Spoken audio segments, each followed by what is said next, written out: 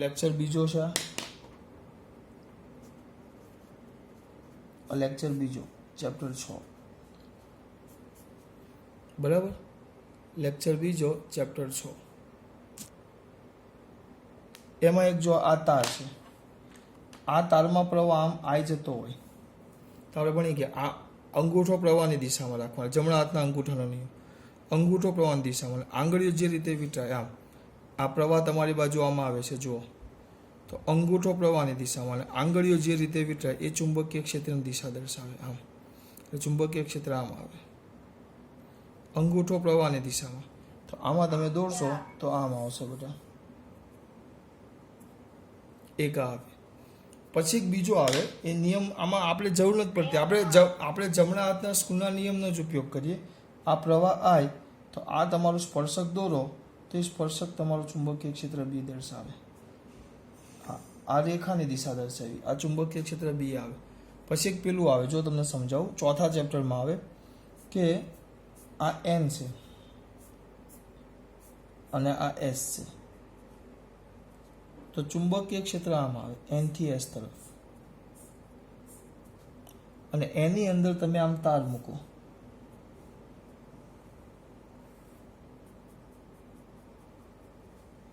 અને એમાં પ્રવાહ બેટરી સાથે એને જોડો, આ પ્લસ અને આ માઇનસ, એટલે પ્રવાહ આમ જાય છે, પ્રવાહની દિશા આમ છે. આપણું સૂત્ર હતું vector F is equal to I vector L cross vector B, vector F is equal to I vector L cross B. તો આમાં પણ તમે નિયમ વાપરી શકો. કેવી રીતે? તો કયું બળ લાગે, આ ચુંબકીય બળની દિશા મળે આપણને, ચુંબકીય બળ. તો એના માટે આવે કઈ કરવાનું નહીં, જો પહેલા આ આઈડીએલ છે, તો આઈ એટલે જો આપણો પ્રવાહ આમ જાય છે, પ્રવાહ આયરો આઈ, તો આઈડીએલ ક્રોસ બી બરાબર, આઈડીએલ આમ છે, ક્રોસ બી, આ બેનો ગુણાકાર કરવાનો, તો આઈડીએલ ક્રોસ બી, તો આ બેથી સમતલને બળ એ રીતે આવે એક. આમાં તમને ફાવશે નહીં 3Dમાં, તો આપણે આમાં તો ક્રોસ ગુણાકાર છે, એટલે આપણે મોટે ભાગે કયો નિયમ વાપરતા? સ્ક્રૂનો નિયમ, સ્ક્રૂનો નિયમ. તો અહીંયા ધ્યાન આપો, આ આપણે આમ લેતા આઈડીએલ આમ જાય ઉપર અને બી આમ જાય છે, તો આઈડીએલ ક્રોસ બી, આઈડીએલ આમ, આઈડીએલ ક્રોસ બી એટલે આમ ફેરવતા આપણે આમ, તો આપણે આમ જમણો હાથ લઈ લેવાનો, કેમ ફરે? જેમ ફરે આમ ફરે, આમ જો ફરે આમ, તો જો મારે આંગળીઓ એ જે ફરે આમ હાથ આમ રાખવાનો, જે બાજુ ફરે એમ ફેરવો, આમ ફરે આમ, તો આંગળીઓ આ જો આમ ફેરે તો આમ બહાર જાય છે, એટલે આમ બહાર આવે, બહાર એટલે સ્ક્રૂ બહાર આવે, એમ બહાર આવે એટલે કઈ તરફ આવે? નીચે તરફ, નીચે તરફ. એ રીતે આપણે દિશા, મોટે ભાગે તો હું સ્ક્રૂના નિયમનો જ ઉપયોગ કરીને જવાબ લાવતો, અને એક આપણે આનો ઉપયોગ કરતા, જમણા હાથનો અંગૂઠાનો નિયમ. પેલો હું હાથનો નિયમ પછી જોઈને તમને કહેવાય, એ મને ખબર નથી, ભૂલી ગયો છું. આંગળીઓ વાળો એક એ છે, જો એક અંગૂઠો એક આમ આવે, એક આમ આવે અને એક આમ આવે, એક આવો આવે, એ મને ખબર છે. આમ એક અંગૂઠો આમ, એક આ ને એક આમ આવે, 10માં આવતો આવો, આંગળીઓ વાળો આવો આવતો, એ ચુંબકીય ક્ષેત્ર બી હોય, એટલે જો એ આના જેવું થાય. જો તમને સમજાવું, જો જમણો હાથ એટલે આયરો મારો, હવે આમાં જો પ્રવાહ ક્યાં છે? ઉપર, આ પ્રવાહ, ચુંબકીય ક્ષેત્ર બી આમ, પ્રવાહ આમ, બરાબર. તો આ શું થઈ ગયો આપણો? એકમાં પ્રવાહ, આ પ્રવાહ, આ પ્રવાહ, આ ચુંબકીય ક્ષેત્ર, જો અંગૂઠો એ પ્રવાહ આવે, આઈડીએલ આયરો, જો પ્રવાહ, આ ચુંબકીય ક્ષેત્ર. તો આંગળી ક્યાં ખુલે? આંગળી જો નીચે જાય, જો આમ નીચે, એટલે એટલે બળ ક્યાં લાગે? નીચે. એમ એનો ઉપયોગ થતો. આવા આવતા પણ મને શ્યોર યાદ નથી, એટલે હું આમાં તમને ખોટો ટાઈમ પાસ નથી કરતો. એટલે આપણે 5મા MCQ પર ચાલ્યા જઈએ. ચલો બેટા, 5મો MCQ. ગુચડાના સમતલને લંબ રૂપે તેના અક્ષ પર કેન્દ્રથી થોડા અંતરે ચુંબકના ઉત્તર ધ્રુવ ગુચડા તરફ રહે તેમ મૂકતા ગુચડાનો ચુંબક તરફનો છેડો ખાલી જગ્યા તરીકે વર્તે. ગુચડાનો ચુંબક તરફનો છેડો કેવા તરીકે વર્તે? પાછું વાંચ. તાંબાના ગુચડાના સમતલને લંબ રૂપે તેના અક્ષ પર કેન્દ્રથી થોડા અંતરે ચુંબકના ઉત્તર ધ્રુવ ગુચડા તરફ રહે તેમ મૂકતા ગુચડાનો ચુંબક કહેવાય? આને અહીંયા મૂકતા એમ જ કીધું છે, ખાલી મૂકતા.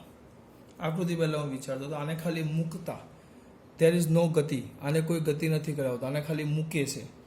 તો આને આની બાજુમાં મૂકે તો શું થાય બેટા કયો? આને આની બાજુમાં મૂકે તો શું થાય? બાજુમાં મૂક્યો જ છે એટલે આની ક્ષેત્ર રેખાઓ સંકળાય.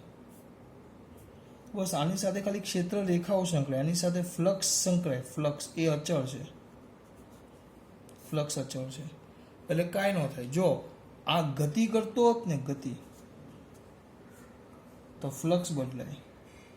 ફ્લક્સ બદલાય, ફ્લક્સમાં ફેરફાર થાય તો પ્રેરિત EMF ઉત્પન્ન થાય અને પ્રવાહ ઉત્પન્ન થાય.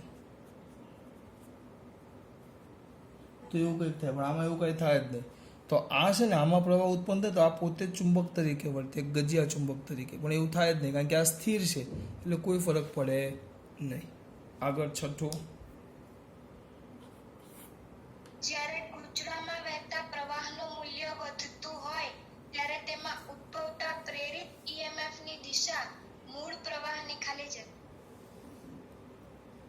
ગુચડામાં વહેતા પ્રવાહનું મૂલ્ય વધતું હોય ત્યારે તેમાં વધતું હોય. એ સિમ્પલ વસ્તુ છે. આમાં લેન્ઝનો નિયમ વાપરવાનો છે. એ લોકોએ લખ્યું નથી, પણ લેન્ઝનો નિયમ શું આવે? આપણો લેન્ઝનો નિયમ હમણાં જ બોલ. લેન્ઝનો નિયમ શું આવે? ઘણી વાર વાપરવો પડશે. જેને હું બોલું, જેને લીધે પ્રેરિત EMF ઉત્પન્ન થાય તેનો જ વિરોધ કરતું ચુંબકીય ક્ષેત્ર ઉત્પન્ન થાય. તો આ લેન્ઝનો નિયમ વાપરો. અત્યારે પ્રવાહ વધે છે, પ્રવાહ વધે છે જેને કારણે EMF ઉત્પન્ન થાય છે. પ્રવાહ વધે છે જેને કારણે, કારણ કે પ્રવાહમાં ફેરફાર થશે એટલે ચુંબકીય ક્ષેત્રમાં ફેરફાર થશે એટલે ફ્લક્સમાં ફેરફાર થશે, ફ્લક્સમાં ફેરફાર થશે તો એની સાથે સંકળાયેલા EMFમાં ફેરફાર, એટલે ફ્લક્સ બદલાય એટલે પ્રેરિત EMF ઉત્પન્ન થાય. એટલે પ્રવાહ વધે એટલે પ્રેરિત EMF ઉત્પન્ન થયું. સમજો પાછું, પ્રવાહ વધે તો પ્રેરિત EMF ઉત્પન્ન થયું. પણ લેન્ઝનો નિયમ શું કે જેને લીધે પ્રેરિત EMF ઉત્પન્ન થયું, જેને લીધે પ્રેરિત EMF ઉત્પન્ન થયું, જેને લીધે પ્રેરિત EMF ઉત્પન્ન થયું તે નામ જો. પ્રવાહ વધે તો પ્રેરિત EMF ઉત્પન્ન થાય, પ્રવાહ વધે તો પ્રેરિત EMF ઉત્પન્ન થાય. તો જેને લીધે પ્રેરિત EMF ઉત્પન્ન થયું એનો વિરોધ થાય. તો આ પ્રવાહ વધે છે એનો વિરોધ કરવાનો, એનો વિરોધ. તો પ્રવાહનો વિરોધ થાય તો પ્રવાહનો વિરોધ પ્રવાહ વડે જ થાય. એટલે પ્રવાહ કઈ દિશામાં? વિરુદ્ધ દિશામાં. તો જ થાય ને EMF. આ જે બહારનો પ્રવાહ વહેતો એને કારણે EMF ઉત્પન્ન થયું. આ જે બહારનો પ્રવાહ વહેતો એને કારણે EMF ઉત્પન્ન થયું. આ જે બહારનો પ્રવાહ વહેતો એને કારણે EMF ઉત્પન્ન થયું. તો આપણે તો શું કરવાનું? એનો વિરોધ કરવાનો. એટલે પ્રવાહ કઈ દિશામાં ઉત્પન્ન થાય? વિરુદ્ધ દિશામાં. એમ. સાતમું, આપેલ ગુચડાની નજીક ગજ્યો ચુંબક લાવતા તેમાં ઉત્પન્ન થતું પ્રેરિત EMF નીચેનામાંથી કોના પર આધાર રાખતું નથી? ચલો આ ગુચરાને નજીક લાવું છું. આ સ્થિર નથી, હવે આને નજીક લાવું છું. આ આકૃતિ આ જ આવશે. ગુચરાને આની નજીક લાવું છું, બરાબર. તો ઉત્પન્ન થતું EMF કોના પર આધાર રાખતું નથી? ઉત્પન્ન થતું EMF કોના પર? સોરી, આ તો સળીઓ છે ને, ગજિયા આપેલા ગજિયા ચુંબક લાવતા તેના ઉત્પન્ન ગુચરાની નજીક. ચલો, તો કોના પર આધાર ન રાખે? કઈ કઈ વસ્તુ એ પૂછ પહેલા. ગુચરાની આટાની સંખ્યા, ભાઈ ખોટી વાત છે. ગુચરાના આટાની સંખ્યા n ઉપર તો આધાર રાખે છે. પછી ચુંબકના વેગ v ઉપર પણ આધાર રાખે. આગળ વાત કરી જેમ વેગ વધે, આ બધી આગળ અહીંયા વાત કરી બેટા આપણે. જેમ વેગ વધે એમ બદલાતું જાય એમ, એટલે વેગ ઉપર આધાર રાખે છે. પછી આપ્યું છે ત્રીજું છે ચુંબકના ચુંબકીય તીવ્રતા b, ભાઈ b પર તો આધાર રાખે છે. અને છેલ્લું આપ્યું ગુચરાના અવરોધ. હા, અવરોધ ઉપર આધાર ન રાખે. બરાબર, એ લોકોએ સૂત્ર લખ્યું પણ આપણે એમનેમ થિયરીમાં એમનેમ સમજાવેલું. ચલો પછી આગળ બેટા 8 નંબર. વિદ્યુત ચુંબકીય પ્રેરણ અંગેનો ફેરાડેનો નિયમ ખાલી જગ્યા આપે છે. એ તો વાંચો. ફેરાડેનો નિયમ તો આપણે ભણી ગયા. એપ્સિલોન -d∅dt, પણ આગળ લખતા માઇનસ એ ઋણ લેન્ઝના નિયમની હાજરી આપતો. હવે એ લોકોએ શું કીધું છે? હા, એપ્સિલોન. જો સૂત્ર EMF ની દિશા, EMF નું મૂલ્ય, EMF નું મૂલ્યની દિશા કે ચુંબકીય ફ્લક્સનો ફેરફાર. તો આપણે ભણી ગયા. સૂત્ર શું હતું આપણું? સૂત્ર બોલો એટલે ખબર પડી જાય. એપ્સિલોન ઇઝ ઇક્વલ ટુ આપણું સૂત્ર શું હતું? Epsilon is equal two minus d5/dt. હા, તો એ તો શું આપે આપણને? મૂલ્ય. એ તો આપણને શું આપે બેટા? મૂલ્ય આપે. આગળ વાહક સળિયા પર લાગતું લેન્સ બળ સળિયાના વેગના ખાલી જગ્યા હોય છે. સળિયા પર લાગતું લેન્સ બળ. લેન્સ બળ સળિયા પર લાગતું લેન્સ બળ. લેન્સ બળ તો પછી આવશે. પહેલા આપણે એપ્સાઇલોન લખીએ તો લેન્સ બળ હોય. લેન્સ બળ તો સળિયાના વેગના કયા પ્રમાણમાં હોય? હવે લેન્સ બળ કેવી રીતે આવે? હવે મારે તમને સમજાવું છું. એ લોકો શું કહે છે? જો હવે આખી આમ પાછું તો થિયરિકલ જેવું થઈ જશે બેટા. જો સમજો, આપણે આકૃતિ દોરી લઈએ. ચલ જવા દે, તેમ છતાં દોરી દે. આ ચુંબકીય ક્ષેત્ર છે. હું લેન્સ શબ્દ આવે ને એટલે એક જ વિધાન ઉપર ધ્યાન આપું. એક જ વિધાન ઉપર એની વ્યાખ્યા. આ તમારું સળિયો. આ સળિયા બાજુ v વેગથી ગતિ કરે છે. તો આ સળિયામાં ઉત્પન્ન થતું EMF, ઉદ્ભવતું EMF. બોલો શું આવે સૂત્ર? મારા દીકરાઓને આવડે છે? BVL. સૂત્ર આવશે BVL. બરાબર. હવે આપણે ભણી ગયા. ચલો, તો આમાં EMF ઉત્પન્ન થયું. આ સળિયામાં EMF ઉત્પન્ન થયું. તો મારો દીકરો કહેશે આ સળિયામાં EMF કોને લીધે ઉત્પન્ન થયું?